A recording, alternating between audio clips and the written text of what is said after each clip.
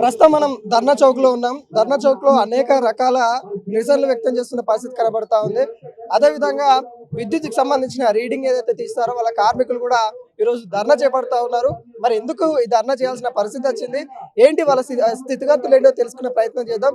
అన్న, ఏంటన్నా ఈ రోజు ధర్నా చేయడానికి ముఖ్య కారణం ఏంటి, అసలు మీరు ఏం చెప్పదలుచుకున్నారు?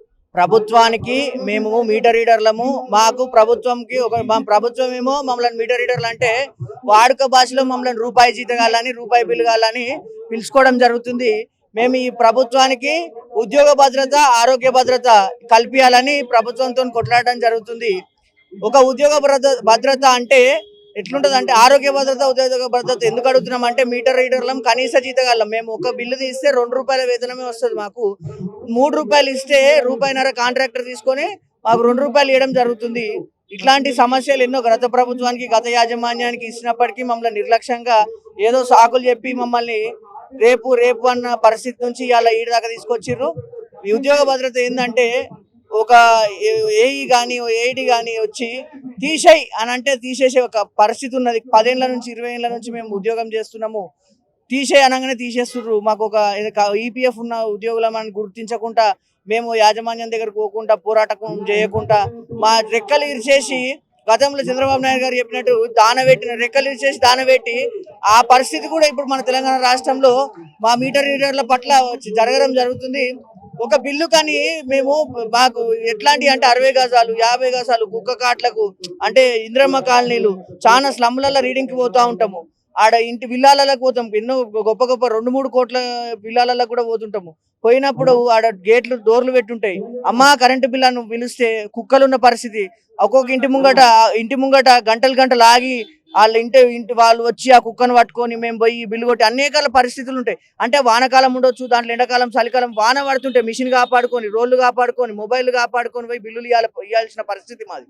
ఆడ పోయి మళ్ళీ దూషించే పరిస్థితి. ఆడికి పోయినాక ఇక తులసేటు పెట్టిన ఆడపోయి చెప్పులు ఇప్పి రాపు అంటారు. మేము కూడా గౌరవిస్తాం, మాకు కూడా భక్తి ఉన్నది. కానీ ఆడ నీళ్లు పోసి పాకురు మా దగ్గర పోయి అంత ఎట్లుంటుంది అంటే పరిస్థితి. ప్యానల్ బోర్డుల కాడ ఈ కొత్తగా బ్యాటరీ కార్లు కొనుక్కొని అర్బన్ క్లబ్ వాళ్ళు పిలిపించుకొని ఛార్జింగ్లు పెట్టించుకున్న పరిస్థితులలో డస్ట్బిన్లను పెట్టి ఆ ఎలుకలు కొట్టిన వైర్లతో కరెంట్ షాక్లకు ప్యానల్ బోర్డుల కరెంట్ షాక్లకు ప్రాణాలు చిన్న వాటికి ప్రాణాలు కోల్పోయిన వాళ్ళు, మన ఆరోగ్య నష్టపోయిన వాళ్ళు, చేతులు కాలిపోయిన వాళ్ళు, వాళ్ళకి ఎటువంటి ఇప్పుడు అంటారు ఈ పిఎఫ్ ఉన్నది ఈఎస్ఐ ఉన్నది. ఈఎస్ఐలో మాకు అసలు గుర్తింపే లేదు. మేము పోతే ఈఎస్ఐ కార్డు మీద మాకు గుర్తింపే ఉండదు. ఈఎస్ఐ అనేది మాకు లేనే లేదు, అసలు ప్రాక్టికల్ గా లేదు, పేపర్ మీదనే ఉన్నది. మేము అడిగి పోతే మమ్మల్ని ఎవడు మీది లేదమ్మా ఇంట్లో వెళ్ళిపోర్రి అన్న పరిస్థితి. అలా అట్లా మేము ఏ కార్మికునికి ఏమైనా రూపాయి మా వచ్చే 6,000 జీతంలకేని ఒక తండ్రి చచ్చిపోతే సావు ఖర్చు వెళ్ళలేని మీటర్ రీడర్ కూడా ఉన్నారు. పెళ్లిలు అయితే పిల్లల్లో పుడితే గర్భం ఉన్న పెళ్ళం ఉంటే ఆమెను ప్రసవించేందుకు హాస్పిటల్ తీసుకోవాలని పరిస్థితులు ఉన్నారు. ఎట్లా ఒక ఇంటి రెంట్ కట్టకపోతే ఓనర్ వచ్చి బోల్డ్ బయట వారేస్తే ఏన్నో పోయి సబ్ స్టేషన్లు వండుక తిని పిల్లలను ఊర్లు ఇడిచిపెట్టి సబ్ స్టేషన్ గోడ కింద ప్యానల్ బోర్డుల గోడ కింద వండుకొని రూపాయి బిల్లులు కొట్టుకొని 6 నెలలు 6 రోజులు 10 రోజులు సబ్ స్టేషన్ గోడల కింద వానకాలం ఎండాకాలం దోమలలో వండుకొని బిల్లులు కొట్టుకునే పరిస్థితి కూడా ఉన్నది. మాకు ప్రభుత్వం ఇట్లా నిర్లక్ష్యం చేసి మీటర్ రీడర్లను ఇట్లనే చూస్తే మాత్రం మీకే రెవెన్యూ లాస్ అవుతారు.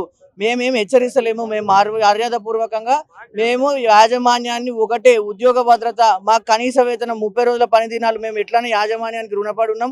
జీవితాంతం మేలు చేస్తున్నాం యాజమాన్యానికి. మమ్మల్ని గుర్తించి కనీస వేతనం మినిమం వేతనాలు మినిమం డిపార్ట్మెంట్ అంటే అంత యాజమాన్యానికి తెలిసినంత దాంట్లో ఎంత వేతనం ఉంటే అంతే కలిపియండి. మేము ఎక్కువ కొట్లాడతలేము, మాకు రూపాయి ఎక్కువ వద్దు. మీరు పని చేయించుకోరు, చేతి నిండా పని చేయించుకొని కడుపు నిండా తిండి పెట్టరు. మాకు ఏం అడుగుతలేము సార్. మేము మాకు ఒక ఇల్లు కట్టి ఇమ్మని అడగము, మాకు ఇదానికి ఇమ్మని అడగము, మాకు పెన్షన్ స్కీమ్ కూడా వద్దు. మాకు రూపాయి ఉంటే రూపాయికి ఎంత ఇస్తారు, రోజుకి ఎంత కైకిలు ఇస్తారు. మీరు ఇప్పుడు ఒక పారకాడు పోతాడు ఎంత ఇస్తారు, రోడ్డు దోవనికి పోతే బిల్లు ఎంత పెట్టుకుంటారో ఆ జీతం ఇస్తే చాలు. మేము అన్ని పనులు చేస్తాం.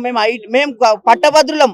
మీ డిపార్ట్మెంట్కి కావాల్సిన ఐటీఐ సర్టిఫికెట్లు ఉన్న పట్టభద్రులం. మేము ఉత్తగొచ్చి సార్ మేము ఉత్తగానే ఉన్నాం అన్నోళ్ళం కాదు. మాకు అందరికీ మేము చదువుకొని ఐటీఐ పాస్ అయి ఉన్న మీటర్ రీడర్లము అనేది యాజమాన్యం గుర్తించుకొని మాకు ఎంతో న్యాయం. ఇప్పుడు 2,200 మంది ఉన్నాం అనుకోండి ఫర్ ఎగ్జాంపుల్ లీగల్గా.